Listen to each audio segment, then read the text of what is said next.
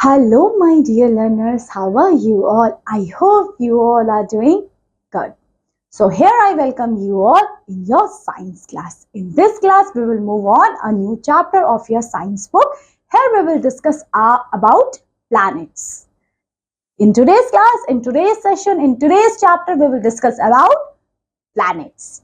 Yes, here we will see what is planet, how many types of planets are there in our solar system. Okay, I can tell you. Okay, I will tell you some of the things that we will discuss here in this class. Okay, first we will see about solar system. First we will see what are planets, how many planets are there in our solar systems and their characteristics. Means हम हर planets की characteristics देखेंगे कि कौन सा planets किस तरीके का होता है, कौन से inner planets होते हैं, कौन से outer planets होते हैं, कौन से सबसे sun के सबसे nearest होते हैं, कौन से सबसे farthest होते हैं, ये सारी चीजें. अर्थ के बारे में भी हम देखेंगे. अर्थ देखेंगे, सन एंड मून के बारे में भी हम देखेंगे कि सन एंड मून होते क्या है, उनकी क्या कैरेक्टरिस्टिक्स होती है. और फिर लास्ट में देखेंगे कुछ सैटेलाइट्स के बारे में कि सैटेलाइट्स क्या होती हैं. अर्थ की भी कोई सैटेलाइट है या नहीं है. कुछ सैटेलाइट होती है वो नेचुरल सैटेलाइट होती है, कुछ होती है आर्टिफिशियल या मैन मेड सैटेलाइट. कौन सी होती है और सैटेलाइट्स होती क्या है ये भी हम देखेंगे. मतलब पूरा यूनिवर्स स्पेस के बारे में इस क्लास में हम डिस्कस करेंगे. तो चलिए फिर बिना कोई देरी करे इस क्लास को, इस चैप्टर को शुरू करते हैं और देखते हैं नई नई चीजें इस क्लास में पढ़ने की कोशिश. ठीक है, नई नई चीजें समझने और पढ़ने की कोशिश करते हैं इस क्लास में. तो let's start chapter number 11 and the name of chapter is our planets. Let's start. We see many objects and few events take place in the sky. Man has always been fascinated about various objects in the sky which made up the universe. All heavenly bodies in the universe attract each other by the force of gravitation. हमने देखा हमारे universe में जितनी भी चीजें एक दूसरे को अट्रैक्ट कर रही है या होल्ड करके रख रही है due to a force known as gravitation force. Okay, the closer two bodies, greater in the force of gravitation acting between them. जितनी क्लोज है उतना ग्रेविटेशन फोर्स उनके बीच में, जितना दूर दूर दूर दूर जाते जा रहे उतना ग्रेविटेशन फोर्स कम होता जा रहा है, जितना पास पास पास पास आते जा रहे हैं उतना ग्रेविटेशन फोर्स ज्यादा होता जा रहा है. This force of gravitation caused the planets to move around the sun. यही ग्रेविटेशन फोर्स है बच्चों जिसकी वजह से सन के चारों तरफ सारे के सारे हमारे 8 प्लैनेट्स रिवॉल्व होते रहते हैं, घूमते रहते हैं. समझे कि नहीं समझे? आप यहां दिया look at the picture of solar system and right the names of 8 planets. अभी आप कर लोगे, नहीं तो इस चैप्टर को खत्म होने के बाद तो आप सारे के सारे 8 प्लैनेट्स के नाम यहाँ लिख सकते हैं क्योंकि हम इस क्लास में यही तो चीजें देखने वाले हैं. तो चलिए फिर शुरू करते हैं अपना solar system chapter. The solar system. The solar system consists of the sun and the planetary of 8 planets are their moons. अब हम देखेंगे सन के बारे में, 8 प्लैनेट्स एंड मून के बारे में सोलर सिस्टम में पढ़ने वाले हैं. The solar system is the shape like a discount form a tiny part of a galaxy known as Milky Way galaxy. The 8 planet that is Mercury, Venus, Earth, Mars, Jupiter, Saturn, Uranus and Neptune revolve around the sun in a fixed elliptical orbit. एक उनकी orbit fix है, उसी में ही ये सारे के सारे 8 planets revolve करते रहते हैं, मूव करते रहते हैं. The planets like objects made of lumps of rocks are called asteroid orbiting mainly Mars and Jupiter. हमारे कुछ एस्ट्रॉइड बेल्ट होती है और एस्ट्रॉइड बेल्ट किन 2 प्लैनेट्स के बीच में, आपकी मार्स एंड जुपिटर के बीच में एक एस्ट्रॉइड बेल्ट है जिसमें बड़े बड़े रॉक्स के टुकड़े आप देख सकते हैं. Bodies of dust and frozen gases are known as comets. Comets क्या होते हैं? जो dust and frozen gases होती है उसको कहा जाता है comets. ओके, और ये भी आपको कहाँ देखने के लिए मिलेंगे? देखिए एस्ट्रॉइड एंड कॉमेट्स आपको 2 प्लैनेट्स के बीच में ही देखने के लिए मिलते हैं, मार्स एंड जुपिटर के बीच में. ठीक है, all planets have almost circular orbit that lies within a nearly flat disk known as elliptic plane. Okay, हम इसको रिमूव कर देते हैं, एलिप्टिक प्लेन. ओके, सो जितने भी ऑब्जेक्ट्स हैं एक दूसरे के अराउंड इस तरीके से रिवॉल्व हो रहे हैं. चलिए अब सन के बारे में हम देखते हैं. सन क्या है, सन की कैरेक्टरिस्टिक्स क्या है? सूरज मामा. Okay, it is a star at the centre of our solar system. हमारे सोलर सिस्टम के ये सबसे बीच में है. It almost perfectly spherical and consist of a hot plasma. ये बहुत गर्म है, इसमें हॉट प्लाज्मा है. Its diameter is almost 1,392684. Okay, 3,39,206. I'm sorry for that. Okay, it's 13,92,684. I'm sorry for that. मैं लाख में समझ रही थी, but it 13 lakh. Okay, 13,92,684. Okay, kilometers का है. That means diameter is so huge. Okay, it is at a distance of about 149.6 million kilometers from the earth. अर्थ से कितनी दूरी है? इसकी इतनी दूरी है. At this average distance, light travel from the sun to earth is about, अर्थ से सन में कितना टाइम लगता है लाइट को आने में? इट्स 8 मिनट एंड 19 सेकेंड लगते हैं. Important, the light travel from sun to Earth, sun से अर्थ लाइट आने में, सूरज की रोशनी आने में 8 मिनट 19 सेकेंड लगते हैं. The energy of sun support almost all life on the earth by photosynthesis and drives earth climates and weather. सन की रोशनी की वजह से हमारी अर्थ में लाइफ पॉसिबल है, सर्वाइवल पॉसिबल है. ठीक है.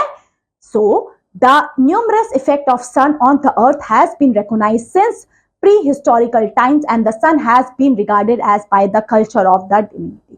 सन की अपनी ही एक वी कैन से इम्पोर्टेंस है, रोल है, हम पूजा भी की जाती है हमें सन की, क्योंकि सन इतना पावरफुल है. हमारी जितनी भी लाइफ है, चाहे हम लोग है, चाहे एनिमल्स है, चाहे प्लांट्स है, सब लोग सन पे डिपेंडेंट है. ठीक है. So an accurate scientist and current scientists' understanding of the sun developed slowly and recently in the 19th century physical composition and source of energy. This understanding is still developing. There are a number of present day anomalies on the sun's behaviors that remain unexplained. तो sun का हमने पूरा का पूरा देख लिया, और यहाँ पे जो छोटी चीजें लिखी होती है ना, जैसे लिखा है Jupiter is the fastest spinning planet of the solar system. Jupiter एक ऐसा प्लैनेट है जो सबसे तेजी से ऐसे चक्कर घूम रहा है मतलब. ठीक है. चलिए अब प्लैनेट्स के बारे में हम देखते हैं. प्लैनेट्स कौन से होते हैं, कौन कौन टाइप के प्लैनेट्स है, let's C. A planet is the second largest space object in the solar system. So a planet is the second largest space object in the solar system. The planet revolve around the sun in a fixed elliptical orbit. Her planets की अपनी एक orbit बनी है, उसी orbit पे हर planets move करते रहते हैं सन के चारों तरफ. They reflect the light of the sun. और ये प्लैनेट्स की कोई अपनी लाइट नहीं होती, ये सन की लाइट रिफ्लेक्ट करते हैं, इसलिए हमें इस प्लैनेट्स की कोई ना कोई कलर्स दिख रहे हैं. कोई प्लैनेट हमें ब्लू कलर का दिखेगा, कोई हमें रेड कलर का दिखेगा, due to the reflection of the sunlight. The eighth planet has been discovered in the solar system. So Mercury, Venus, Earth, Mars are known as inner planets. Means closer to sun. Inner planets means जो planets sun के पास में है वो है हमारे inner planets. वो है हमारे 4. Mercury, Venus, Earth and Mars. And जो बाकी के 4 planet है जिसमें हमारे Jupiter, Saturn, Uranus and Neptune आते हैं, वो है outer planets, और we can say far away from the sun. वो sun से दूर है इसलिए उनको outer planets कहेंगे. Okay? तो ये आपको समझ में आ गया. और जो इनर प्लैनेट्स है वो रॉक से बने हैं और आउटर प्लैनेट्स गैस से बने हुए हैं. ओके, यहीं पे ही लिखा है these planets are large balls of gases with the ring around them. जो आउटर प्लैनेट्स है उनमें रिंग बनी हुई है उनके चारों तरफ, और वो गैसेस से बने हुए हैं. क्लियर. चलिए अब अर्थ के बारे में देखें. अर्थ क्या है, कैसे बना है Earth, let's see. The Earth, it is a third planet from the sun, densest and fifth largest from the 8th planet of the solar system. अर्थ से सन से तीसरे नंबर पे और 5th नंबर का सबसे बड़ा प्लैनेट है हमारा Earth. It is also the largest of the solar system 4 terrestrial planet. जो 4 इनर प्लैनेट में से उसमें से सबसे बड़ा हमारा अर्थ है, जिसमें से हमने मरकरी, मार्स, आपका mercury, Mars, earth, mercury, Venus, earth and Mars पढ़ा था. उनमें से सबसे बड़ा प्लैनेट हमारा अर्थ है. It sometimes refer to the blue planet. Earth को ब्लू प्लैनेट भी कहा जाता है. एंड अर्थ को बनने में almost 4.54 billion years ago, with life on the surface of earth 1 billion years. ठीक है. तो हमारा अर्थ 4.54 मिलियन पहले फॉर्म हुआ था. चलिए अब अर्थ को डिवाइड करते हैं 3 हिस्सों में, कोर, मेंटल एंड क्रस्ट में. सो कोर क्या है? कोर अर्थ का इनर वाला हिस्सा, ठीक है। तो core it is the very centre of the earth and it is subjected to the extreme temperature and pressure. जो अर्थ का सबसे बीच का हिस्सा, सेंटर पॉइंट है, वो हमारा है कोर, जो जिसमें एक एक्सट्रीम टेम्परेचर और एक्सट्रीम प्रेशर होगा। The inner core is solid and made up of iron and निकल। तो जो इनर कोर है, इन कोर को भी डिवाइड करते हैं inner core and outer core में। तो जो इनर कोर है वो है सॉलिड फॉर्म में, और जिसमें वो इनर कोर किससे बना, आयरन एंड निकल से बना हुआ है। आउटर कोर जो है वो सेमी लिक्विड का है और वो आयरन मेटल से बना है। समझ में आया? Inner core and outer core. Outer core semi liquid में है जो आयरन से बना है, और जो आपका इनर कोर है वो आपका सॉलिड फॉर्म में है जो आयरन एंड निकल से बना है। आगे देखो, ये ना हम ऐसे पढ़ सकते हैं, जैसे अर्थ है, अर्थ का बीच वाला हिस्सा इज कोर और ये मेंटल, और ये जो इसका आउटर वाला हिस्सा है ना, ये आउटर वाला ये क्रस्ट होगा। समझे? ठीक है। आप वैसे देख सकते हो, अंडा अगर आपने कभी किया, अंडा का जो बीच में येलो येलो होता है वो कोर है, वैसी अर्थ है। ठीक है। तो अंडा का जो बीच में येलो येलो है वो कोर है, और व्हाइट व्हाइट वाला है वो है मेंटल, और जो ऊपर उसकी व्हाइट कलर की पपड़ी सी होती है वो है हमारा क्रस्ट। ठीक है। ये है अर्थ को अगर हम ऐसे देखें तो, हम अंडा अगर किसी ने खाया है या कभी देखा है तो एक अंडे के ऊपर एक पतली सी लेयर होती है ना, वो आप तोड़ते हो, फिर उसके अंदर से सॉफ्ट व्हाइट वाली लेयर निकलती है, फिर उसके अंदर होती है एक येलो वाली लेयर। तो बीच में जो येलो लेयर है वो हमारी कोर है। ठीक है। अर्थ के कंपैरिजन में अगर हम देखें तो अब मेंटल है वो व्हाइट वाली, जो बहुत सॉफ्ट सॉफ्ट सी होती है ना, व्हाइट वाली है वो। So mental क्या है? The mental is made up of rock materials and it is sandwiched between the core and crust. So core and crust के बीच की layer है mental. It consists of mainly solid rocks, but the upper mantle is accurately a layer of semi-liquid molten magma known as magma. ठीक है। Mostly ये solid form में होती है, but इसकी जो अपर मेंटल है वो लिक्विड फॉर्म में होती है, मैग्मा की फॉर्म में। ठीक है। This magma flow down under beneath the crust. यही मैग्मा हमारी क्रस्ट से बाहर निकलता है लावा की फॉर्म में, वोल्केनो से, है ना। चलिए अब क्रस्ट देखते हैं, क्रस्ट क्या होती है। It is relatively thin outer most layer of the rock that floats above the mental. It is the made up of solid rock which divide into the continental and oceanic plate. These plates fight together like a piece of puzzle. यहाँ पे ये crust होती है। Crust भी दो type की, एक continental crust है, एक ओशनिक क्रस्ट है। ओशनिक क्रस्ट मीन्स पानी वाली, कॉन्टिनेंटल क्रस्ट मीन्स जहां पे लैंड है। तो क्रस्ट को भी ओशनिक एंड कॉन्टिनेंटल क्रस्ट में डिवाइड करते हैं। चलिए अब ये अर्थ समझ में आ गया, अर्थ को तीन हिस्से समझ में आ गए। अब हम बढ़ते हैं मून की तरफ। मून क्या है? The moon is the only natural satellite on the earth.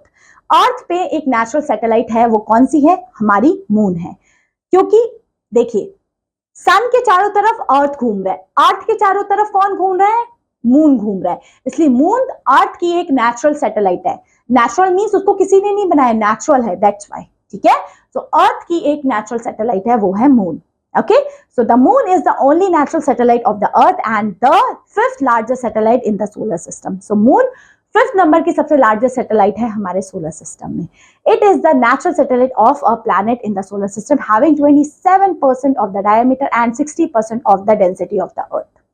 The moon is the second densest satellite after the Io, a satellite of Jupiter. Jupiter के बाद ये दूसरे नंबर की सबसे densest सैटेलाइट है, डेंसेस्ट सैटेलाइट है। ओके। अब surface of moon देखिए, इस तरीके का मून का सरफेस होता है। देख रहे हो किस तरीके से? ऐसा एकदम उबड़ खाबड़ टेढ़ा मेढ़ा खड्डे वाला, इस तरीके का होता है। और हम दूर से मून को देखते हैं, हमें दिखता है कितना सुंदर मून है। बट जो लोग इस पे गए हैं उन्होंने ये फोटो लेके दिखाई है आप लोगों को। तो देखते हैं किस तरीके का सरफेस है मून का। The moon is a ball of a grey rocks that is covered with dust. जो सरफेस है ना मून का, वो डस्ट से कवर है, मिट्टी से, है ना। Its surface is made up of mountains and plains. इसका माउंटेन्स प्लेन्स कहीं पे ऐसे उबड़ खाबड़ बना हुआ है। Huge sausage shapes holes are scattered over the surface of the moon known as craters. Craters mean खड्डे वड्डे है इसमें हमारे। The scientists believe that there has a cause of crashing of meteoroids, huge pieces of rocks on the surface of the moon. From the sun, a large flat areas called the low land appear in the dark patches while the high lands appear in the bright part. Due to the absence of the atmosphere, the surface of the moon becomes extremely hot during the day and extremely cold during the night. देखिए, क्योंकि moon में कोई atmosphere नहीं है, कोई protection नहीं है, इसलिए दिन के टाइम पे बहुत गर्म होता है इसका जो एटमॉस्फेयर है, और रात के टाइम पे उतना ही ठंडा हो जाता है। समझ रहे हो? सो मतलब बिल्कुल खराब, यहाँ पे कोई रह नहीं सकता, यहाँ पे लाइफ पॉसिबल नहीं है ना? So with no air there is no sound और no wind to still the rock dust. वहां पे ऑफकोर्स को हवा ही नहीं है, हवा नहीं है तो साउंड का मूवमेंट नहीं है, साउंड का मूवमेंट नहीं है तो कोई डस्ट मूवमेंट नहीं है, ठीक है। Without air and water no life will be exist on the moon, क्योंकि मून पे ना तो हवा है ना तो पानी है, तो सर्वाइवल तो पॉसिबल ही नहीं है, इसलिए मून पे है हम सर्वाइव नहीं कर पाते हैं। चलिए, अब फेजेस ऑफ मून, मून के भी फेजेस देखते हैं ना, आपने कभी देखा होगा, कभी मून तो इतना सा दिखता है, कभी इतना बड़ा दिखता है, कभी बिल्कुल नहीं दिखता, ये क्या है? ये उसके फेज है मून के, ठीक है। So the moon does not have their own light, moon की अपनी तो लाइट होती नहीं है, अभी हमने देखा सन की लाइट से ही ये सब रिफ्लेक्ट करते हैं, चाहे प्लैनेट हो, है ना। So the moon does not have their own light, it reflects the light of the sun. तो sun की लाइट से रिफ्लेक्ट करता है जैसे प्लैनेट्स रिफ्लेक्ट करते हैं अपनी लाइट को। When the moon phases between the earth and the sun, sunlight falls as a part turn away to means जिस पार्ट के मून पे सनलाइट पड़ेगी वो पार्ट सिर्फ आपको दिखता है। तभी आपको ये देख रहे हो, कभी आपको पूरा मून दिख रहा है, कभी थोड़ा दिख रहा है, कभी आधा दिख रहा है, कभी टेढ़ा दिख रहा है, कभी मेढ़ा दिख रहा है। तो ये आपको क्यों दिख रहा है? क्योंकि जितना सनलाइट उस मून पे पड़ रही होगी बस उतना पार्ट आपको मून का विजिबल होगा, ठीक है। चाहे वो 1/4 हो या हाफ पार्ट हो उसका, चाहे कुछ भी हो, ठीक है। So even night the illuminated part glows in size till we can see the full moon. On 15th day from the next illuminated part decreases its size and becomes to completely invisible on 15th day. ये तो देखता ना, पूर्णमासी अमावस्या आती है कि एक बार पूरा चांद दिखता है आपको और एक बार बिल्कुल ही नहीं दिखता है। Okay, this is known as new moon day. Okay, अब ये देख रहे हो आपने किस तरीके, from one new moon to another another it takes almost 30 days and its period is known as lunar moon और lunar related moon means आपको पता है महीने में एक बार आता है, ये पूरा एक महीने लगते हैं मून को पूरा कंप्लीट होने के लिए, ठीक है, पूर्णमासी आने के लिए, ठीक है। 30 डेज लगते हैं पूरे के पूरे।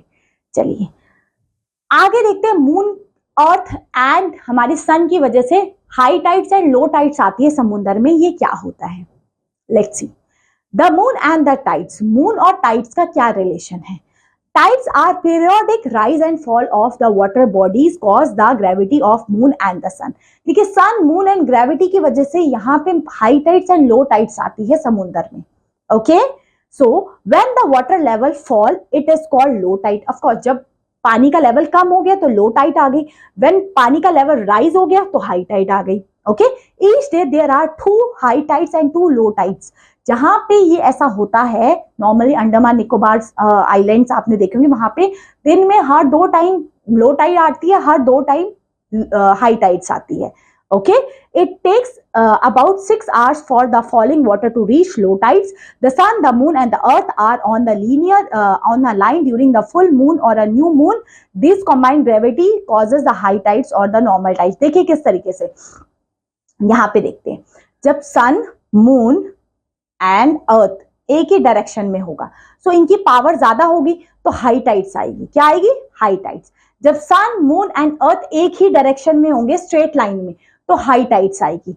पर जब यहाँ पे देखो, समझ लो यहाँ पे हमारा अर्थ है, यहाँ पे मून हो गया हमारा और यहाँ पे हमारा सन हो गया, तो यहाँ पे पावर डिवाइड होगी इनकी, तब क्या आएगी? लो टाइड आएगी। तब क्या आएगी? लो टाइड, है ना, तब आएगी लो टाइड। अब आप अपने बड़ी क्लासेस में इसको और डेप्थ से देखेंगे कि क्या है हाई टाइड, क्या है लो टाइड, अपने एसएसटी के सब्जेक्ट्स में, ज्योग्राफी में, ठीक है।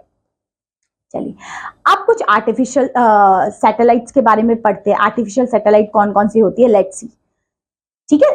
चलिए let's see. Artificial satellites are man made object that revolve around the Earth just like a moon does. देखिए सैटेलाइट का काम क्या होता है, प्लैनेट्स के चारों तरफ घूमते रहना। जैसे हमारा मून कर रहा था, मून तो नेचुरल सैटेलाइट होगी, आर्टिफिशियल सैटेलाइट होगी जो मैन मेड, जो इंसानों ने बना के, आपने देखते हो ना बहुत सारे इसरो वगैरह ये सैटेलाइट्स आसमान में छोड़ते हैं, है ना, रॉकेट सैटेलाइट्स, तो ये सब मैन मेड है, ये आर्टिफिशियल है, ठीक है, ये इंसानों ने बनाई है, इसलिए इसको मैन मेड सैटेलाइट्स कहा जाता है। The Earth only natural satellite is the moon, Earth की सिर्फ नेचुरल सैटेलाइट बेटा कौन है, मून है। कौन है बेटा, moon. Okay, like the moon, artificial satellites reflect the sun's light and can be seen clearly on the night sky. बाकी जितनी सैटेलाइट्स भी सन की रिफ्लेक्शन की वजह से ही आपको स्पेस में नजर आएगी, ठीक है। The space age begins in 1957 when the first satellite smoothing was launched to orbit in the space of Russian scientists. Since there thousands of satellites had been sent into the space. Smoothening के बाद आज तक thousands of satellites space में launch कर दी गई है, बहुत सारी सैटेलाइट्स आप हर रोज देखते होंगे, उसने एक नई सैटेलाइट लॉन्च कर दी, उसने एक नई सैटेलाइट, बहुत सारी सैटेलाइट हमारे स्पेस में आज के टाइम पे रिवॉल्व हो रही है। ज्यादातर तो अर्थ के रिवॉल्व ही हो रही है, क्योंकि अर्थ में हम लोग रह रहे हैं तो हमें उसकी इंफॉर्मेशन सबसे पहले होनी चाहिए। Okay, on 12 April 1961 Major Yuri Gagarin of Russia became the first man to go on the is the first man in the world to go on the space. आपने पता है यूरी गागारिन रशिया के थे, वो first man थे जो space पे गए थे। और फीमेल में हमारी कौन थी, वैलेंटीना थी, जो हमारी स्पेस पे गई थी। तो ये first man and first women थे जो स्पेस पे गए थे। On 3 April 1984 squadron leader Rakesh Sharma was the first Indian to go on space. तो इंडियन की बात करें, फर्स्ट इंडियन कौन थे जो स्पेस पे गए थे, वो है राकेश शर्मा जी, ठीक है। चलिए अब कुछ सैटेलाइट्स यहाँ पे नाम लिखे गए हैं आपके सामने, आर्यभट्ट से लेके जो हमारी सबसे फर्स्ट आर्टिफिशियल सैटेलाइट से लेके जितनी भी ये सैटेलाइट्स के नाम है, ये इंडिया की सैटेलाइट्स है, ठीक है। अब ये सैटेलाइट्स का काम क्या होता है, let's C. An artificial satellite is one of the most useful things for mankind. Different kinds of artificial satellite are designed for different purposes. कुछ सैटेलाइट कम्युनिकेशन के लिए होती है, कुछ वेदर के लिए होती है, कुछ पिक्चर्स क्लिक करने के लिए होती है, मतलब सारी सैटेलाइट्स का अलग अलग काम होता है जो हमारे अर्थ और बाकी सब प्लैनेट्स के अराउंड रिवॉल्व होती रहती है। तो ये था हमारा पूरा का पूरा chapter. I am hoping so chapter तो आपको बढ़िया तरीके से क्लियर हो गया होगा, सोलर सिस्टम के बारे में, सन क्या है, मून क्या है और सैटेलाइट्स क्या है। अब देखते हैं कुछ क्वेश्चन एंड आंसर्स की तरफ। Let's start, tick the correct option. First, which force cause the planets to move around the sun. कौन सी फोर्स की वजह से सारे प्लैनेट्स एक दूसरे की तरफ मूव कर पा रहे हैं, gravitation force. Second, how many planets are there in the solar system? There are 8 planets in the solar system. Next, bodies of dust and frozen gases are called, क्या बोलते हैं, dust and frozen gases। Comments पढ़ा था अभी हमने, जो हमारे Mars and Jupiter के बीच में होती है ना। How much time it take lights to reach the earth? कितना टाइम लगाते थे, पढ़ा था 8 मिनट एंड 19 सेकेंड, है ना। Next, fifth, fill in the blank are the outer planet. Outer planet कौन थे, हमारा यूरेनस और नेपट्यून जो गैसेस से बने हैं, बाकी तो सारे इनर प्लैनेट्स हैं यहाँ पे। Next, the Earth form approximately, Earth को बनने के लिए हमें billion, not million, billion years लगे थे, 4.54 बिलियन ईयर्स लगे थे। चलिए कुछ फिलअप दे रखे आपके सामने, फिलअप सॉल्व करते हैं। The force of fill in the blank cause the planets to move around the sun. किसकी फोर्स की वजह से, ऑफ कोर्स ग्रेविटी की फोर्स की वजह से सारे प्लैनेट्स एक दूसरे की तरफ मूव कर रहे हैं। Second, the planets like object made up of lumps of rock is known as. कौन से प्लैनेट्स होते हैं जो ऐसे घूमते हैं, उनको कहा कि क्या जाता है, उसको हम यहां लिखते हैं, ठीक है। Next, third, the energy of fill in the blank support almost all life on the earth. Energy of, किसकी एनर्जी की बात करें, सन की एनर्जी की बात करें। अब सेकेंड वाला रुकते हैं, पहले थर्ड करते हैं। एनर्जी ऑफ सन की सपोर्ट करती है लाइफ हमारी अर्थ पे, ऑन द अर्थ। तो यहां पे लिखेंगे हम, this is for the third and ये भी आएगा थर्ड पे। Fourth, are fill in the blank is the second largest space object in the solar system. Second largest कौन है, ऑफ कोर्स हमारा अर्थ। तो यहां पे लिखेंगे फोर्थ, ओके। तो मैं इसके आंसर लिख लेती हूं। The fill in the blank is the third planet on the third planet from the sun. सन से थर्ड नंबर का कौन सा प्लैनेट है, वो हमारा अर्थ है, सो यहां होगा फिफ्थ, ठीक है। एंड सिक्स्थ है the moon is a ball of, moon is a ball of, moon कौन सी बॉल का है, it's a grey ball of rock, grey colour का है मून, तो ये हो गया सिक्स। सो फर्स्ट का आंसर है ग्रेविटी, सेकंड का आंसर हो जाएगा हमारा एस्ट्रॉइड, थर्ड का आंसर है सन और अर्थ ये दोनों, फोर्थ का आंसर है प्लैनेट, एंड फिफ्थ का तो हमने देख ही लिया अर्थ, एंड सिक्स का ग्रे। आप कुछ ट्रू फॉल्स देखते हैं। The bodies of dust and frozen gases revolve around the sun, बिल्कुल सही बात, ठीक है। सन के अराउंड मूव कर रही है या फिर वो मार्स एंड जुपिटर के अराउंड मूव कर रही है, बिल्कुल। सो ये है, ये हमारी रिवॉल्व हो रही है सन के अराउंड नहीं, मार्स एंड जुपिटर के अराउंड मूव कर रही है। The solar system consist of 8 planet, बिल्कुल सही बात, हमारे सोलर सिस्टम में 8 प्लैनेट्स है। Next, bodies of dust and frozen gases are called comets, बिल्कुल सही, this is true. The earth is known as black planet, बिल्कुल गलत, ब्लैक प्लैनेट थोड़ी ना हमारा अर्थ, वो तो ब्लू प्लैनेट है ना। नेक्स्ट है the crust is the thin outer most layer of the rock, बिल्कुल सही, क्रस्ट आउटर मोर है, बिल्कुल सही। एंड लास्ट है the moon has its own light, moon की अपनी लाइट होती है, बिल्कुल गलत, अभी हमने देखा था वो तो सन की लाइट से रिफ्लेक्ट करती है ना। चलिए आप कुछ मैचिंग दे रखिए आपके सामने। Planets in the solar system, हमारे प्लैनेट्स कितने हैं हमारे सोलर सिस्टम में, 8 प्लैनेट्स हैं। डायमीटर ऑफ सन, सन का डायमीटर कितना था, हमने देखा था, ये देखो, ये रहा, देखो ये रहा, था ना 13 लाख, तो हम यहाँ पे मैच कर लेंगे 13 लाख से। नेक्स्ट, फॉर्मेशन ऑफ अर्थ, अर्थ को कितना टाइम लगा था, almost 4.54 billion years. Centre of earth, centre of earth को तो कोर कहते हैं। एंड कल्पना चावला कौन थी, इंडियन एस्ट्रोनॉट थी जो स्पेस में गई थी, ठीक है। चलिए गिव रीजन आपने बताना है। We can not hear the sound on the moon because there is no air, तो एयर नहीं है तो साउंड की कैसे मूवमेंट होगी, है ना। Next, we see different shapes of a moon every day, it's because we can see different shape of a moon, it's just because of the reflection of the sunlight, sunlight की reflection की वजह से ही हमें moon के different shapes दिखने के लिए मिलते हैं। Third is the moon shines through it does not have their own light, बिल्कुल सही, moon does not have their own light, it can reflect with the help of the light of a sun, sun की light के वजह से वो reflect कर पाता है। चलिए अब कुछ क्वेश्चन आंसर्स है। First question, What do you mean by solar system? हमने ऊपर ही देखा था, और सोलर सिस्टम में कौन कौन से प्लैनेट्स हैं, ये देखिए स्टार्टिंग ही हमने इधर से की थी। अब आप बोलोगे ये रहा, देखो सोलर सिस्टम क्या है, ये रहा। The solar system consists of the sun, planets and the moon. Okay? चलिए आगे देखते हैं। Write the name of inner and outer planets. हमने 8 प्लैनेट्स को डिवाइड किया था, 4 हमारे इनर प्लैनेट्स है जिसमें mercury, Venus, earth and Mars था, और बाकी Jupiter, Uranus, Saturn and Neptune हमारे आउटर प्लैनेट्स थे। The Earth is called blue planet because most of the Earth's surface is covered with water. That's why the Earth, or the surface of the Earth, is known as blue planet. What do you mean by man-made satellite? The satellite which is launched by the human beings is known as man-made satellites. Okay.